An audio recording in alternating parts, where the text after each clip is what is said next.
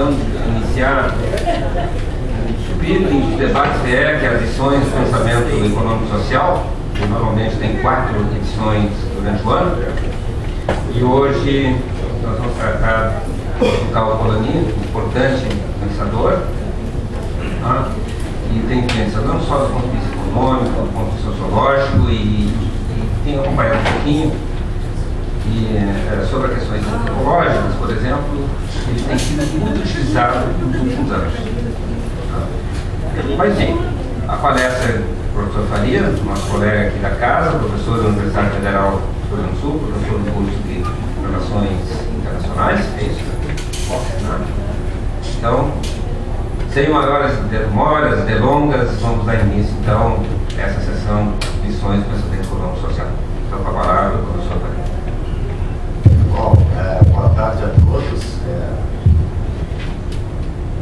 Não preciso, mas vou repetir que é uma satisfação estar aqui conversando com colegas e convidados dessa nossa casa, né?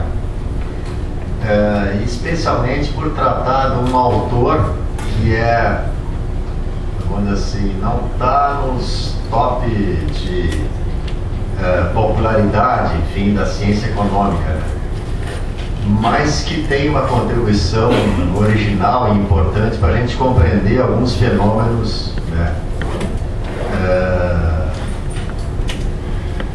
Enfim, que afligem, né, toda a humanidade, que é de alguma maneira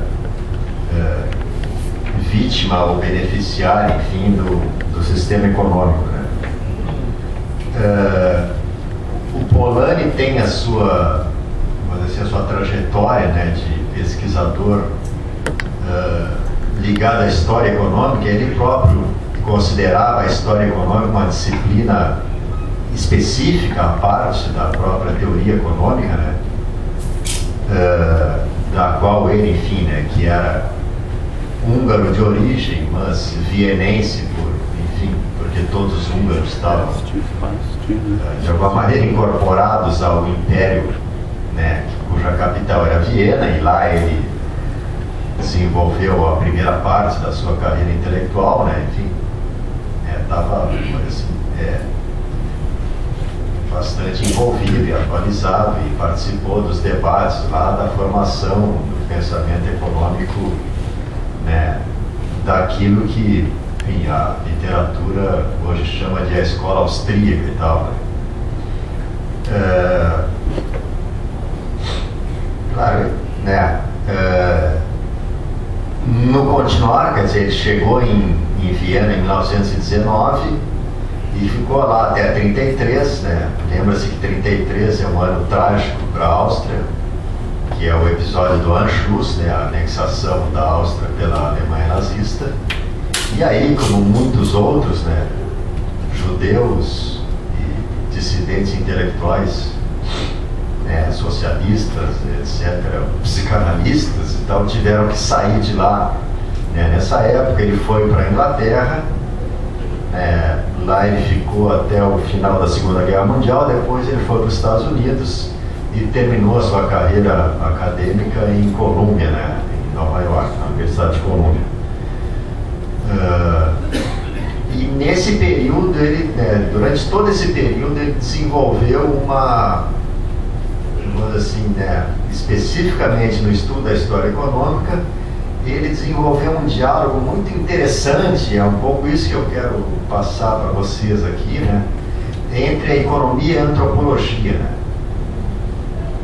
Se a gente lembrar o ambiente lá original que ele está, quer dizer, aquela Viena do começo do século XX, a antropologia era um pouco referência para várias outras disciplinas, né? Se a gente pensar assim, os psicanalistas da escola freudiana também tiveram um diálogo grande com a antropologia, né? E várias outras correntes, as ciências sociais, enfim, né, também tiveram um diálogo com a antropologia e tal. E ele, né, no refletir sobre a história econômica, pensou isso também, né?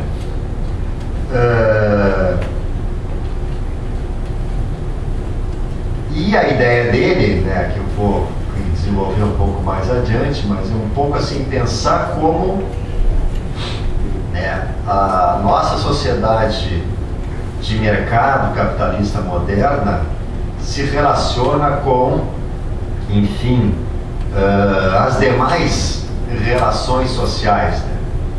E em que isso contribui ou atrapalha, enfim, a evolução da sociedade, né? A gente tem no Brasil um livro que está publicado há mais tempo, que é o mais conhecido dele, A Grande Transformação, né? Que é uma reflexão sobre a história econômica, principalmente assim, o desenvolvimento, a origem, vamos dizer assim, da sociedade industrial na Inglaterra. Esse é o foco do livro, né? Ali que ele vai procurar uma série de explicações.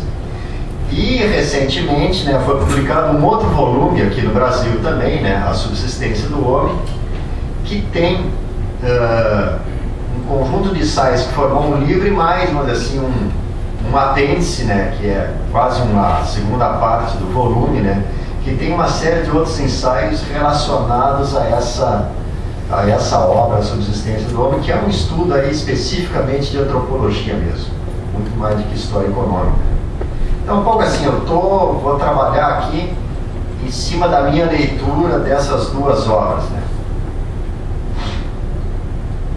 Bueno, então assim, A Grande Transformação, que é o livro mais conhecido, começa, né, antes dele voltar lá para o século XVI, né, na história da Inglaterra, ele começa falando do começo do século XX. E esse ponto de partida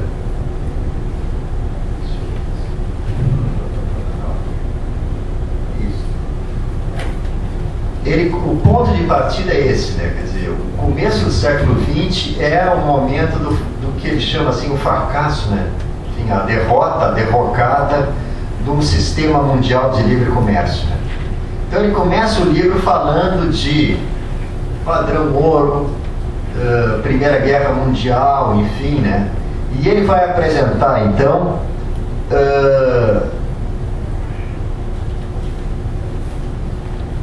assim, vai a partir dessa pergunta, né? Por que esse sistema não continuou? Por que ele veio abaixo? Né?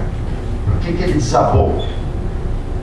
E assim, o episódio icônico disso, claro, é a Primeira Guerra Mundial.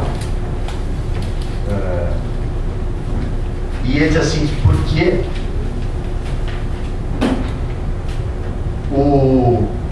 a ordem mundial baseada no princípio do livre comércio é uma utopia irrealizável. Então a tese que ele vai desenvolver ao longo da Grande Transformação é por que uma sociedade, né, cujo sistema econômico é baseado no princípio do mercado autorregulável, não pode existir. É impossível uma sociedade se organizar se a sua economia é impossível uma sociedade sobreviver se a sua economia é organizada sob o princípio da autorregulação do mercado. E todo o livro A Grande Transformação é uma demonstração dessa tese de que o livre mercado é uma utopia irrealizável. Nenhuma sociedade sobrevive ao livre mercado. Mas ele começa então descrevendo o que era essa sociedade internacional organizada sob esse princípio, né? A sociedade liberal do século XIX, que adentra as primeiras décadas do século XX, ali até a Primeira Guerra Mundial, os anos 20, enfim. E ele diz assim, bom, a primeira coisa, né, a primeira característica da sociedade é isso que ele chamou de, né, a Santa Aliança. Quer dizer, um acordo político europeu que foi costurado lá em 1815, né? E ele diz assim, é uma costura política que deve muita genialidade do Metternich, né? Que era o ministro de Relações Exteriores do Império Austríaco, né? No Congresso de Viena, em 1815, que estabeleceu as bases de uma convivência pacífica na Europa a partir da derrota da França revolucionária, napoleônica e tal. E isso perdurou, né, quase um século, né? Exatamente 99 anos até 1914, quando essa convivência pacífica entre as grandes nações europeias se vem abaixo com o começo da Primeira Guerra Mundial, né? Bom, o que caracterizava esse sistema, né? E, assim, a primeira coisa, assim, uma hierarquia, eu vou assim, dizer, um casamento entre o poder que ainda restava da Igreja Católica de organizar e mediar relações entre as dinastias europeias, né, aqui, assim, mesmo nos mais protestantes países, os reis continuaram católicos, né? Então, assim, a Igreja Católica, o Papa tinha capacidade de, enfim, regular as relações políticas da Igreja, então estabeleceu uma certa hierarquia de sangue que, vamos assim, configurou, né, uma hierarquia política também entre as nações, os estados europeus, né? E isso se casou com, né, o liberalismo inglês, né, e a adoção pela Europa continental da forma de organizar a economia, enfim, que os ingleses tinham sido pioneiros, né, a partir lá enfim, da Revolução Industrial e da mudança, da derrocada das instituições feudais na Inglaterra e tal, né?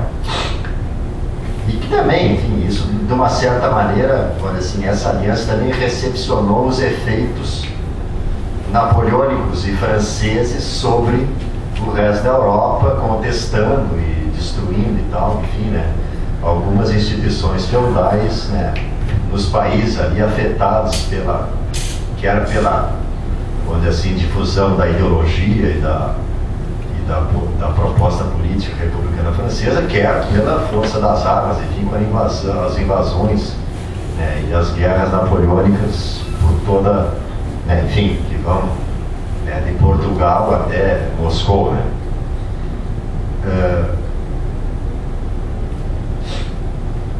Quais eram as instituições, né, desse regime internacional? O padrão ouro, né, quer dizer, uma certa configuração das relações monetárias que, né, que dava uma estabilidade ao mercado, ao funcionamento do sistema de troca, né, instituía um mecanismo de pagamento, de reserva de valor, de padrão de preço, etc. e tal, estável, né, para todo o sistema. O segundo, né, o princípio do livre comércio, né, quer dizer, né, e aí vem um grande desenvolvimento do mercado internacional, das trocas, né, e junto com, né, a liberdade da circulação de mercadorias, também a liberdade da circulação de capitais, do investimento internacional. Claro que esse livre comércio, a gente sabe que, enfim, né, foi mais ou menos aplicado pelos países. Quer dizer, a Inglaterra foi pioneira, a Holanda e outros, né, a França também, pela história revolucionária, né, historicamente, né, assim, aderiu antes ao livre comércio. Os Estados Unidos e a Alemanha foram avessos a ele durante boa parte desse período, mantiveram protecionismo, enfim, tarifas elevadas e tal, mas o princípio em geral era aceito. E a livre circulação de capital, bom, essa funcionou para todo mundo, até porque mesmo os protecionistas como os Estados Unidos ou a Alemanha recebiam investimentos, né, da Inglaterra, dos Estados né, principalmente da Inglaterra, enfim, da Holanda, de outros países, de outras metrópoles capitalistas da época, né. Ele vai dizer assim, bom, quem organiza, quem está na cúspide, né, no topo desse sistema é o que ele chama haute finance, né? Quer dizer, são as famílias de banqueiros, de grandes capitalistas europeus, os Rothschild, etc., né? Os Rothschild são um emblema, assim, que ele cita, vamos dizer, dessa casta, né, superior, vamos dizer assim, da sociedade, né? para a qual a paz era uma necessidade para o melhor desenvolvimento dos negócios, porque eles atuavam fundamentalmente no financiamento internacional. Então, assim, qualquer situação de conflito entre os seus clientes era um problema, porque haveria necessariamente suspensão de pagamentos e tal. Então, assim, a alta finança, né, essa casta, né, essa oligarquia de banqueiros, era a grande beneficiária do sistema de paz, né, adotado a partir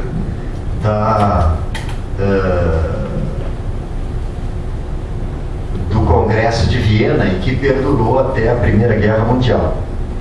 Quer dizer, assim, né, e até ele faz uma discussão, bom, o capitalismo, enfim, também a guerra é um negócio eventualmente lucrativo, se vende mais aço, mais carvão, etc. e tal, né? Mas a guerra ficava lá na periferia. Podia ter guerra civil nos Estados Unidos, guerra da Tríplice Aliança aqui na América do Sul, guerras, enfim, no Oriente, na China, na Rússia, né, na África, no Egito, onde fosse, desde que não fosse na Europa entre as grandes potências, porque isso atrapalharia em muitos negócios. Então, assim, perdurou durante todo esse período e estabilizou a ordem internacional um equilíbrio de poder, né, entre essas grandes potências que, enfim, foram as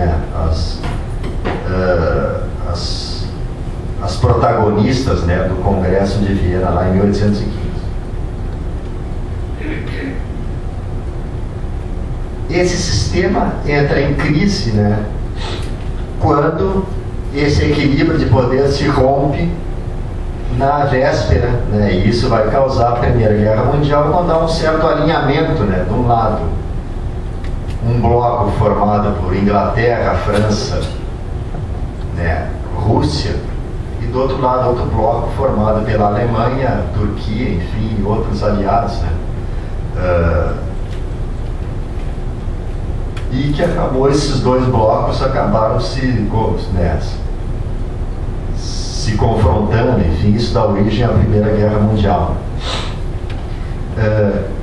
E depois da guerra, ele diz assim, bom, e o sistema daí veio todo ele abaixo, né, com a Primeira Guerra Mundial e com o que decorreu, né, e com os episódios posteriores, né, nos anos 20, enfim, né, a Grande Depressão, as inflações, enfim, toda aquela crise econômica que a gente, enfim, conhece aí, né. Então, vamos, né, então, assim, isso é a introdução, né, quer dizer, o que eu quero explicar é por que isso tudo veio abaixo. Aí ele volta para a história. Vamos entender, então, esse sistema de livre comércio para saber por que ele terminou nesse período aí entre a Primeira Guerra Mundial e as crises dos anos 20. E aí ele vem propor, então, ele diz assim, a história do sistema internacional, né, mundial, enfim, do sistema econômico de livre comércio, é a história do conflito entre o que ele chama de a subsistência do homem e o moinho satânico. O que é a subsistência do homem, né? Ele diz assim, bom, a economia deveria ser a ciência da subsistência do homem. E aí ele vai se reportar lá a Aristóteles, enfim, ao termo grego, né, economia, que vem de oikos, que é lar, moradia, e, né, na sociedade grega, a casa, o lar, era o lugar da produção e do consumo, né? Então, assim, era o lugar da subsistência, né? E a noção de economia como a ciência do mercado. Assim, a economia não é a ciência do mercado. A economia tem que explicar a subsistência do homem, né? O mercado é uma instituição que lida com a subsistência do homem, que interfere com ela, né? Mas a subsistência do homem é uma coisa muito mais antiga, ela é milenar, e o mercado é um fenômeno muito recente. Atenção, o Polanyi sempre separa comércio de mercado. Assim, comércio é uma atividade também milenar, mas o comércio não tem nada a ver com o mercado. O comércio é,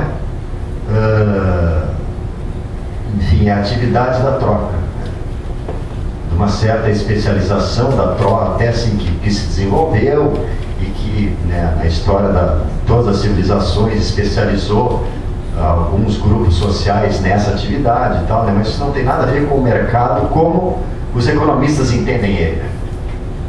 Como um mecanismo autorregulado, etc.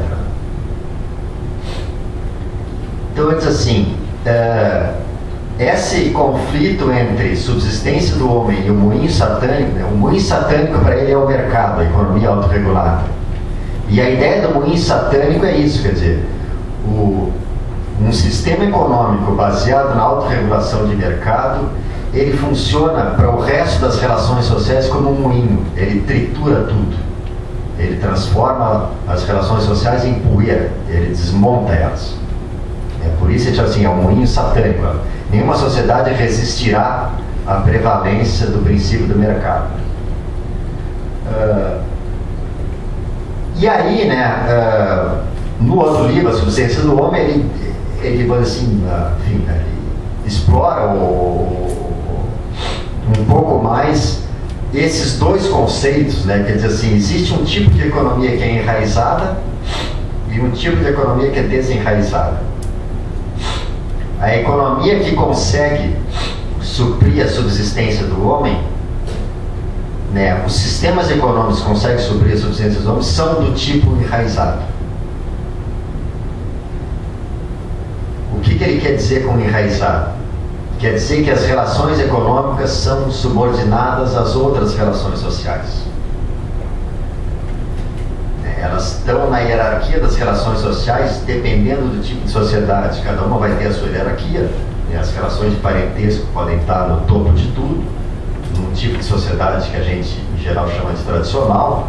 As relações políticas podem ser as relações hegemônicas num outro tipo de sociedade que a gente chama de sociedades com Estado, enfim, né?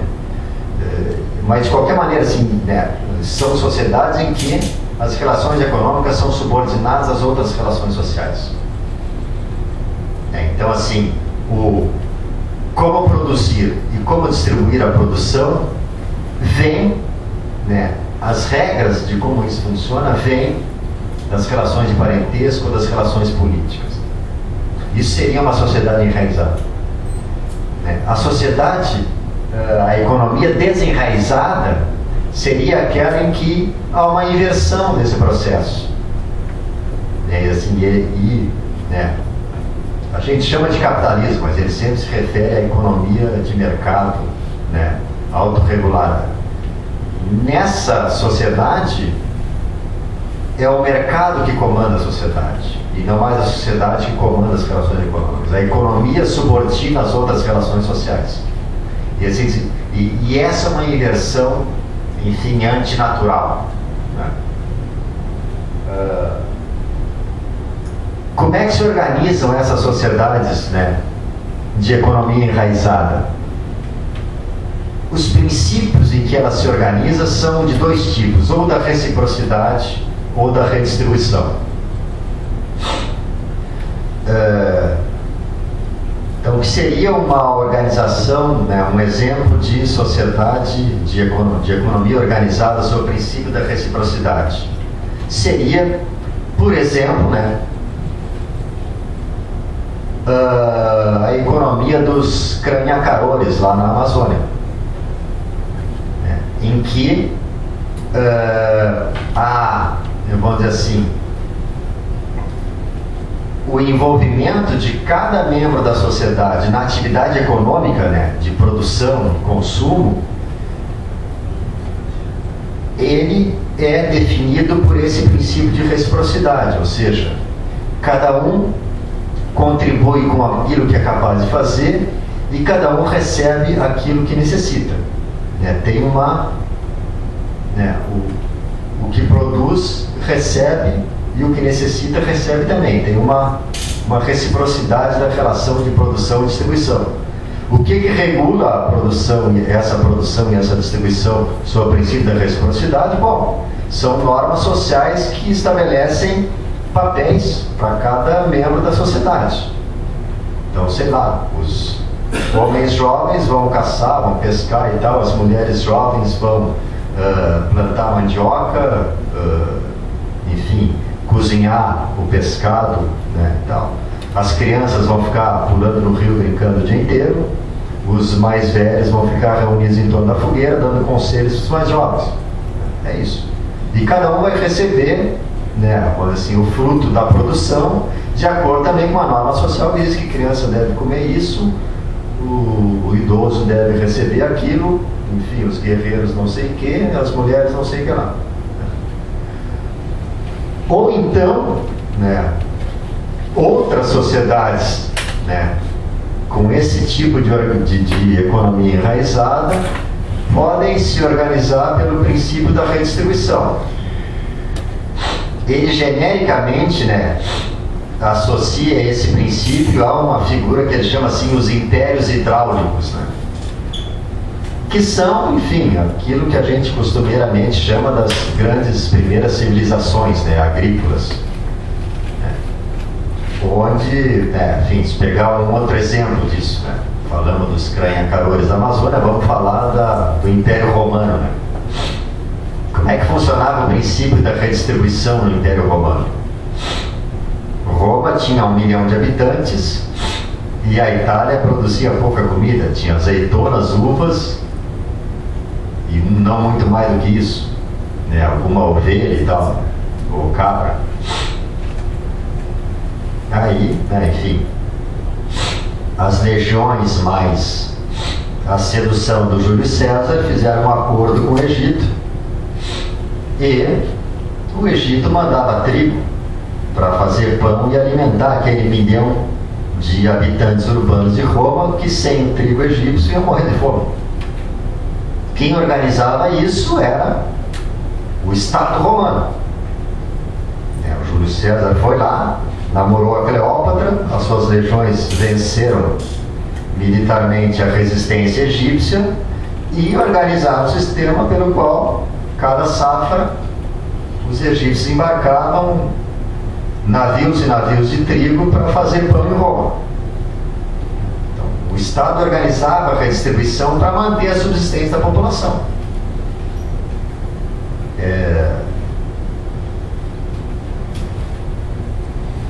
E, enfim, né, legislatura atrás de legislatura, o Senado romano sempre achou que uma obrigação do cônsul e depois do imperador era garantir a subsistência dos homens e das mulheres que moravam em Roma. Então a gente tinha que garantir que o trigo viesse e que tivesse pão para todo mundo.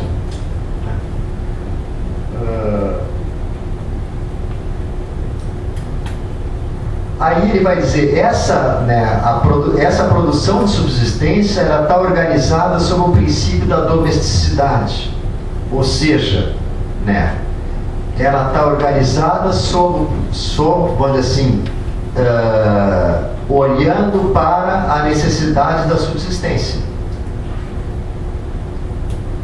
Os egípcios iam plantar tanto trigo quanto eles tinham acordado de mandar para os romanos. E os romanos encomendavam dos egípcios tanto trigo quanto precisavam para, enfim, produzir pão para sustentar a população de Roma. Então, assim, é um cálculo doméstico da necessidade, né? Não é muito diferente, enfim, de fazer a lista do supermercado. Essa é a ideia que ele quer passar, né? Quer dizer, o objetivo da atividade econômica é estar, vamos dizer assim, orientado para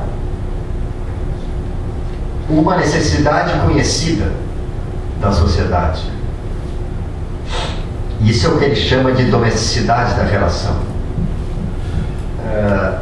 Em qualquer um desses dois sistemas, né, ainda tem uma terceira, vamos dizer assim, uma terceira relação, um terceiro princípio que organiza uma parte pequena da atividade, que é a troca, né? Só que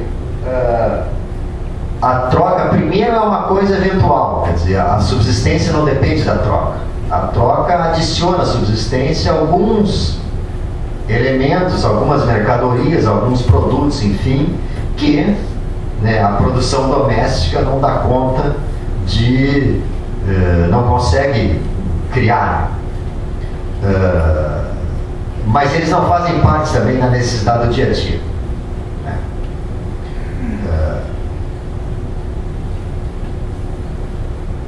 Então, assim, não dá para confundir a relação entre Roma e Egito com uma relação de comércio internacional. Não tem nada a ver com isso, porque não tem equivalência, não tem preço, não tem nada disso envolvido. Então, assim, o sistema de troca da sociedade não tem nada a ver com a ideia de troca que a gente tem hoje do mercado autorregulado, em que a troca é regulada por um sistema de preços de mercado. Não tem nada a ver com isso, né? Embora a figura jurídica, sei lá, a instituição do preço exista desde Hammurabi. No Código de Hammurabi lá tem preço para um monte de coisas, né? E ele vai chamar a atenção que, né, ao longo de milênios da evolução do comércio internacional, o preço é uma coisa estritamente regulada e completamente desvinculada da ideia que a gente tem de preço hoje como ligado a um mecanismo de barganha, que o preço pode subir ou descer dependendo de uma circunstância eventual ali na hora da troca.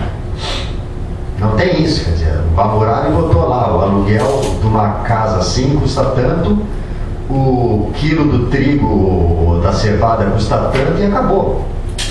E quem não comercializasse por aquele preço estava sujeito às penas da lei. E isso foi vigente milênios, em todas as civilizações. Se a gente for pensar nos maias do México também, as coisas eram contadas em... como é o nome daquela pedra? Eu me esqueci. Bom, esqueci o nome, enfim. Uma pedra lá que era a moeda, né, na civilização maia. E etc. Enfim, as contas e búzios dos incas, a mesma coisa e tal, né? Então, assim,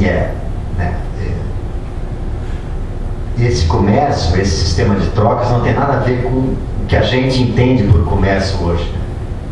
Porque número zero, o preço não pode mudar. O preço é uma coisa dada. E a motivação da troca tem a ver principalmente com coisas rituais, né?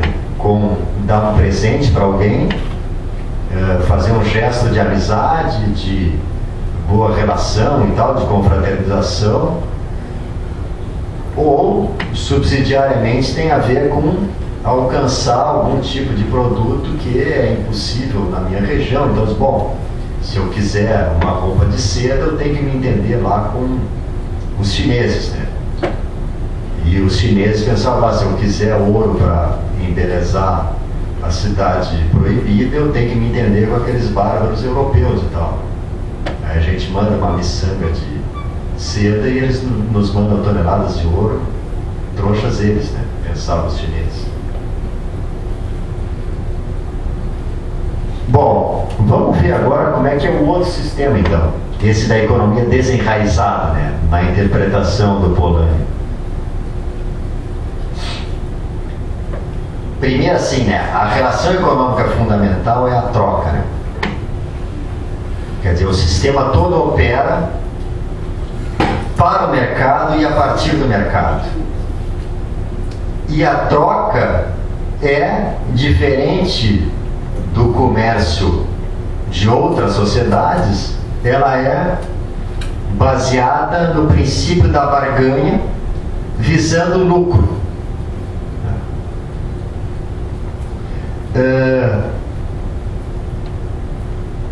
E eu coloquei entre parênteses ali uma ilação minha, né? Quer dizer, é a ideia do mercado organizado pelo que o Marx chamou a lei do valor, quer dizer, uma regulação, né, da alocação dos fatores, né, e dos níveis de produção dos diferentes setores da economia baseada em variabilidade da taxa de lucro, por conta de o sistema de preços ser resultado de uma barganha entre compradores e vendedores, em que a ideia de escassez e excesso, né, funciona como, vamos dizer assim, o grande mecanismo de barganha.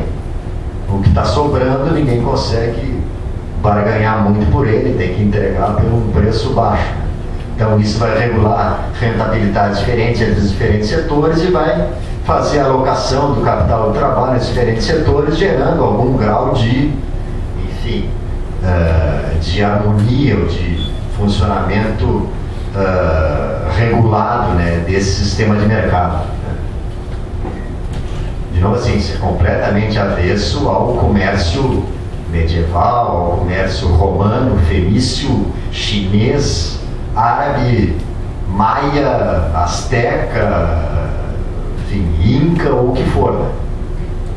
Onde essa ideia de troca baseada em barganha e regulação pelo sistema de preços nunca existiu.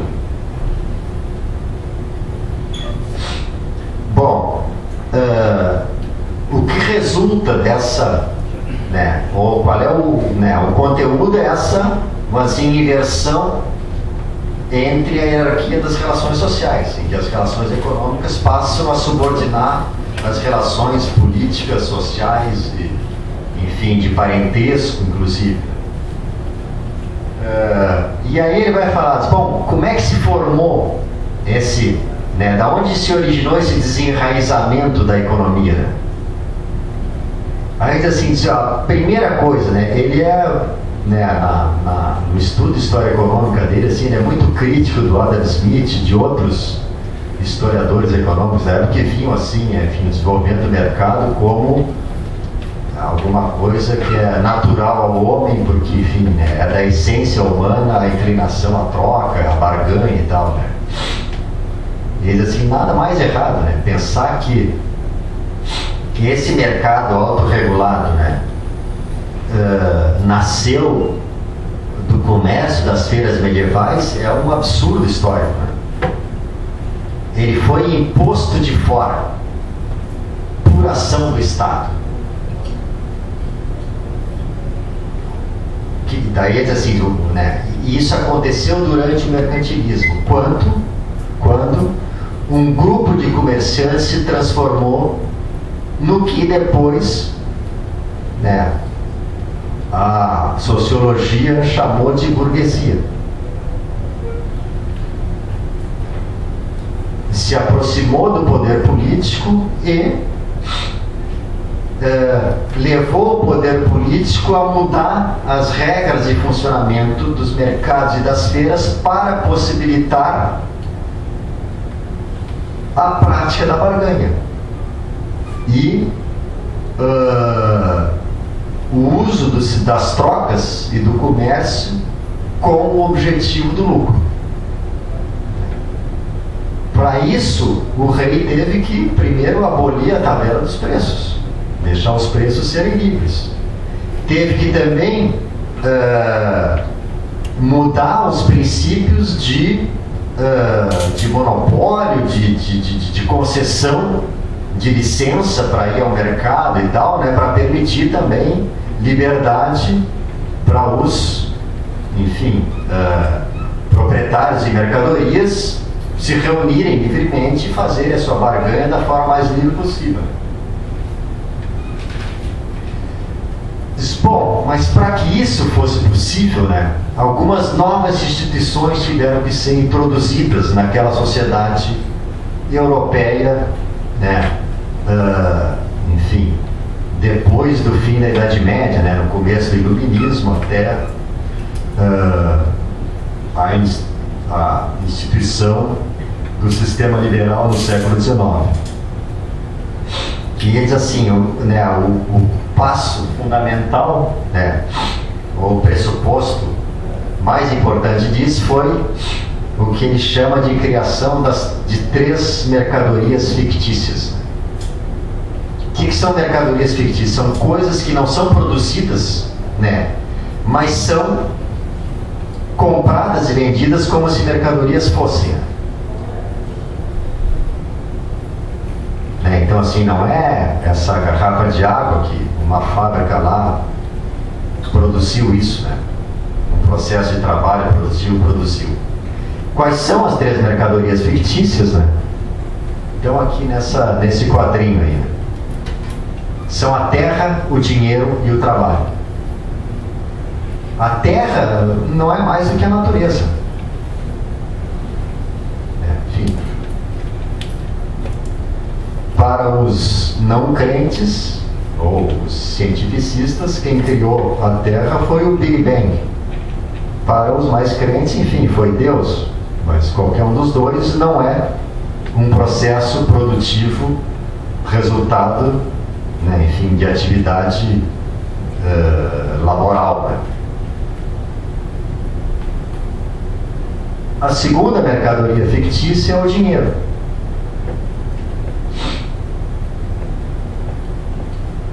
Que, né, se nas suas versões primeiras se confundia com uma mercadoria, né, na verdade ele só virou dinheiro depois que foi monopolizado pelo Estado.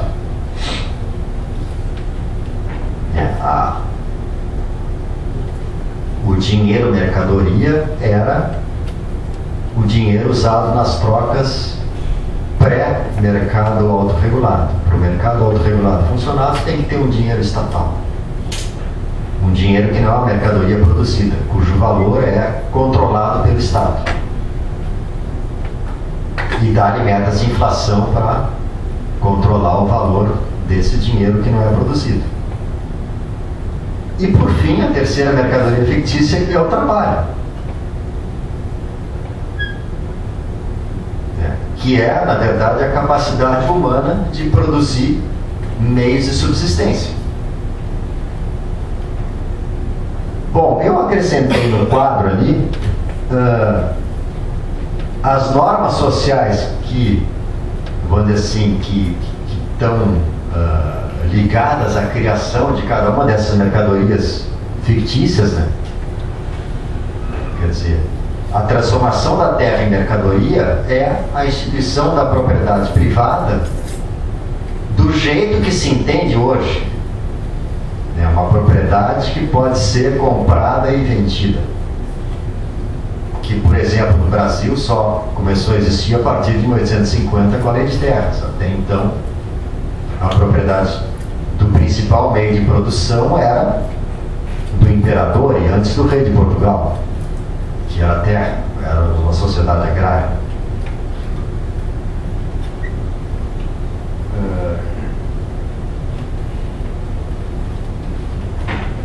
A segunda mercadoria fictícia, o dinheiro, está vinculada à norma da equivalência na troca. Que também, assim, é uma necessidade do ato de troca na sociedade, na economia de mercado autorregulada. Porque quando o Yanomami troca com o amigo da outra tribo, da outra aldeia, nenhuma ideia de equivalência faz sentido para aquela troca, que não é um ritual, um gesto, né? Enfim. Da mesma forma, quando os egípcios entregavam o seu trigo, aqui não estava vinculado a nenhuma ideia de equivalência, né? De troca, enfim.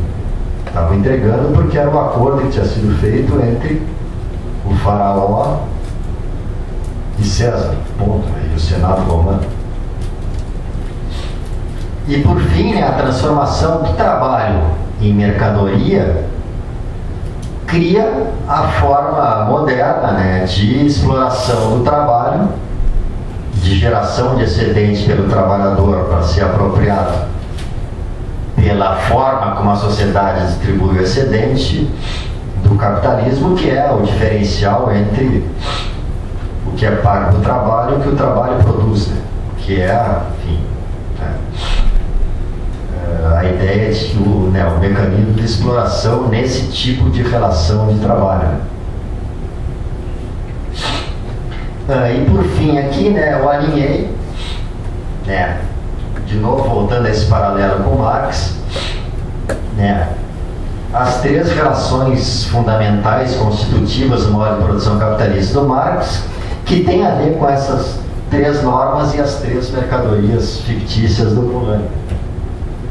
A relação de apropriação do excedente, que se dá pelos direitos de propriedade, que foram criados pela instauração da mercadoria fictícia terra, a produção para o mercado e a distribuição pelo mercado, enfim, né, que se dá pela relação mercantil instituída pela mercadoria fictícia dinheiro e pelo mecanismo de mercado, e por fim a relação de assalariamento, que é como se dá o engajamento do trabalho produtivo nessa economia, né? Que se dá pela transformação do trabalho em mercadoria e a criação do mercado de trabalho.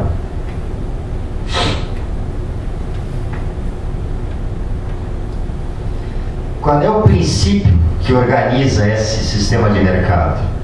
É o princípio da competição. Quer dizer, os empresários, os compradores e vendedores estão lá, eles estão concorrendo para um tirar vantagem em cima do outro, né? Para um ter um lucro maior do que o seu concorrente. A ideia da competição é conseguir ter mais lucro do que o outro, né?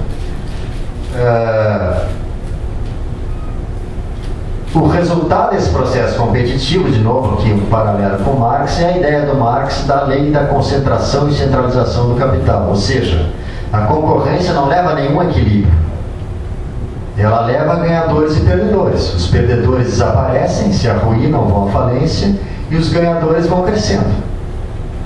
E vai se concentrando e se centralizando a propriedade do capital e as participações nos mercados. O limite é o monopólio de tudo. Ainda assim, bom, onde é que se formou esse tipo de economia? Nas cidades, no final da Idade Média, né? E o agente disso foi a burguesia, que diz assim, que não dá para assemelhar aos comerciantes de outras sociedades. Não é o mesmo tipo de gente. Se a gente pensar assim, sei lá, os comerciantes fenícios, que tinham um papel muito importante, né, por exemplo, né, em botarem seus navios à disposição de transportar o trigo egípcio para a Itália, né, eles, de qualquer maneira, né, vamos dizer assim, a estrutura política romana nunca deu nenhum poder a esses caras. A primeira coisa que os romanos negavam a essa gente era a cidadania. Tu é muito bom, muito amigo de Roma, mas cidadão, eleger tribuno, nem pensar. Porque tu vai ficar aí embaixo sob controle. Na hora que tu sair da linha, a gente se expropria, mata toda a tua família, salga a tua casa e acabou-se. Tem que ficar na linha, não servir direitinho, ponto. É muito diferente do que, por exemplo, a burguesia negociou na sua ascensão social na Europa, que foi conseguir o que a nobreza tinha, direitos hereditários. Se os nobres podem deixar seus títulos para os seus filhos, por que a gente não pode deixar o nosso dinheiro para os nossos filhos? Bingo, que novidade, né? Nenhum comerciante árabe ou chinês conseguiu isso. Os europeus conseguiram arrancar isso negociando com seus príncipes. E no limite ganhando ainda um selo do Papa, né, para para sacramentar de vez o negócio, já que o Papa também precisava de dinheiro, de financiamento e tal. Então, assim, isso é uma circunstância completamente diferente. E, além disso, eles tinham conseguido, né, funcionar num mercado que era completamente diferente dos mercados em que os outros atuavam. Um mercado onde eles tinham liberdade de estabelecer preços, de barganhar, né, e de controlar, de alguma maneira, os seus rendimentos. Aliás, uma coisa que o Polanyi chama a atenção sempre é que em todas as sociedades de economia enraizada, os comerciantes sempre fizeram parte da classe mais baixa da sociedade. O comerciante era miserável no Oriente Médio, na China, em Roma, né? Os comerciantes em Roma vendiam queijo e vinagre para os legionários quando estavam de folga. E olhem lá, né? Por preços tabelados e tal, ganhavam uma miséria e viviam muito pior que os legionários para quem eles forneciam. Então, assim, a vinculação, né, ou a associação entre comércio e status social superior é uma invenção dessa nova classe europeia de burgueses.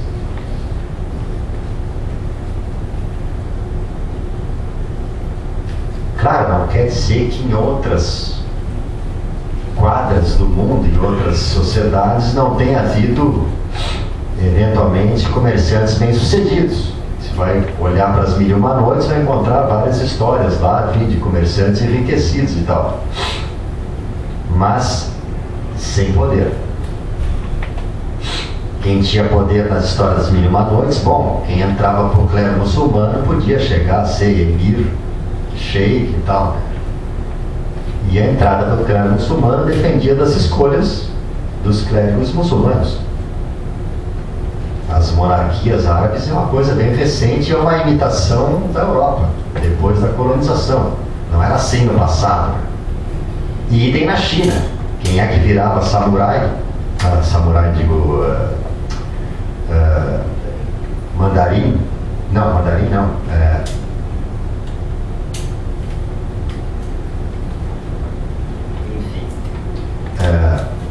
A corte do imperador chinês era recrutada entre o povo, né?